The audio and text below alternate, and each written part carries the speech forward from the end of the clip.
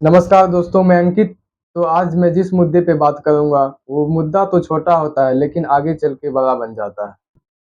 तो हमारे साथ हमारे अविनाश भाई हैं। तो आज हम जिस मुद्दे पे बात करेंगे वो प्लास्टिक का मुद्दा होगा जो एक बड़ा रूप ले लेता है। तो चलिए आज हम अपने अविनाश भाई से बात करेंगे। नमस्कार दोस्तों, मैं हूं अविनाश कुमार। मेरे साथ अंकित अंकित जुड़े हुए हैं। तो आज हमारा विषय है प्लास्टिक सुविधा या समस्या। तो प्लास्टिक बाजार, ऑफिस, घर सभी जगह मिलता है।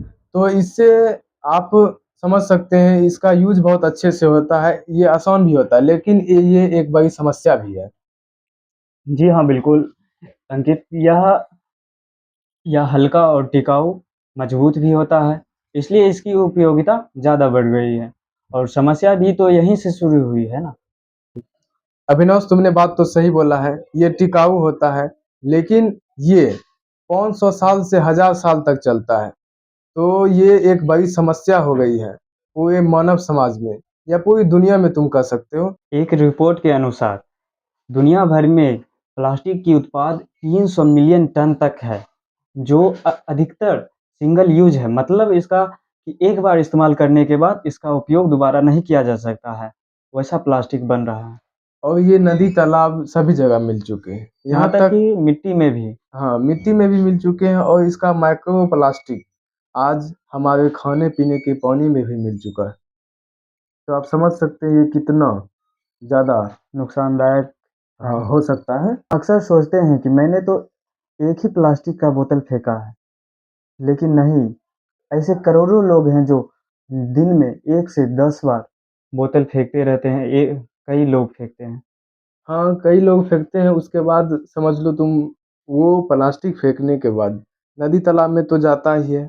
उसके हाँ, बाद नदी में, नदी का जो जीवित लोग हैं जैसे मछली, कछुए, ये सब भी प्लास्टिक का उपयोग करते हैं और धीरे धीरे ये भूख से मर भी जाते हैं।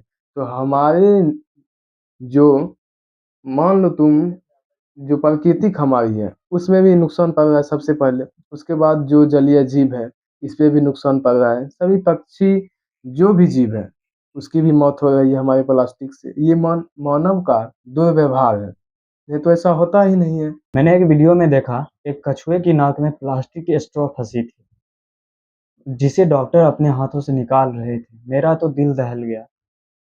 बिल्कुल तुमने सही कहा।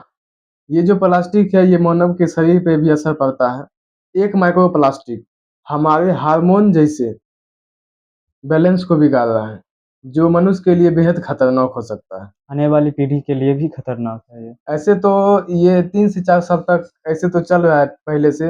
मैं जिधर भी देखता हूँ ज़्यादातर प्लास्टिक ही उपयोग हो रहा है। तो आप इसे समझ सकते हैं कितना ये गलत है, यूजफुल है। यूज़फुल भी है।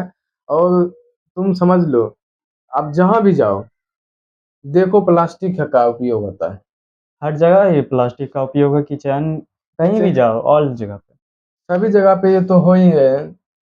और इससे बेहद ऑक्सीजन तो ऐसे भी प्रभावित हो रहा है, इसका तो कोई प्रकृति पर कहना, नुकसान पड़ ही रहा है। नुकसान तो बहुत पड़ रहा है। तो इसका सॉल्यूशन इंसान को ही सोचना चाहिए, क्योंकि वो गंदा ही वही कर रहा है। सरकार इस पर क्या निर्णय लेगी? मतलब प्लास्टिक जो इतना हो गया है, इस पे सरकार को भी तो कुछ करना चाहिए। इसके लिए क्या कर सकती है सरकार? सरकार इस पे काम कर रही है, इसका जागरूकता अभियान चलाया जा रहा है। प्लास्टिक बैन हो रहा है धीरे धीरे, लेकिन फिर भी चोरी छुप के ये प्लास्टिक यूज किया जा रहा है। तो मैं चाहता हूँ सरकार को एक कठोर नीति बनानी चाहिए प्लास्टिक को बंद करने के लिए। और इस पे अधिक से अधिक जितने भी पॉलिटिशियन है, जो बड़े हम्म। बड़े नेता है, उस पर इनको ध्यान देना चाहिए। और हमारे गांव घर में जितने भी लोग रहते हैं उसको इस पर भी ध्यान देना चाहिए, क्योंकि ये ज़्यादातर शहरी इलाकों में होता है और आजकल धीरे-धीरे गाँव में भी बढ़ रहा है। तो ये एक बड़ी समस्या हो सकती है। तो मैं चाहता हूँ, सरकार से निवेदन है कि इसका उपयोग कम हो। और ये हमारे लिए भी है कि मैं हमारे बच्चों को भी सिखाएं कि इसका उपयोग कैसे करना है, इसका इसे नष्ट भी कैसे करना है। बचपन से ही सिखाना चाहिए बच्चों को कि ये कितना नुकसानदायक है। बच्चों के साथ-साथ मैं चाहता हूँ कि ये हर स्कूल में हो। तो स्कूल में तो स्कूल होता ही है। में होता है ये ठीक है, लेकिन अगर हम अपने बच्चों को बताएँगे, इससे अच्छा है कि हर घर या पूरे स्कूल में जाके बताएँगे, उसपे वहाँ पे ज़्यादा बच्चे होते हैं, तो ये सब वो समझेंगे वहाँ पे, क्योंकि वो होता है ना एजुकेशन सिस्टम, उसमें ये इसको ऐड कर सकते हैं और इसके बारे में बताएँगे प्लास्टिक कितना हानिकारक है, क्या है, नहीं है। तो ये सब पर चर्चा होनी चाहिए। इसके लिए तो अभी स्कूल में चलता है शनिवार को स्वच्छता अभियान और क्या-क्या स्कीमें आ गई है। तो ये सब बच्चों को उसमें बताना चाहिए कि क्या बात है, क्या नहीं है। तो ये एक सही निर्णय है। तो चलिए आज हम वादा करते हैं कि हम प्लास्टिक कम से कम यूज़ करें और जो करें भी उसे अच्छी तरीके से डिस्पोज़ भी करना चाहिए। तो ये एक पर्यावरण मुद्दा नहीं है अविनाश, ये एक हमारे भविष्य का बहुत बड़ा सवाल है, जो आगे बहुत कठिनाइयाँ उत्पन्न हो सकती हैं। हाँ। तो आज से हम वादा करते हैं, जब भी प्लास्टिक का यूज़ करेंगे, तो इसे ध्यानपूर्वक करेंगे और कम से कम करेंगे।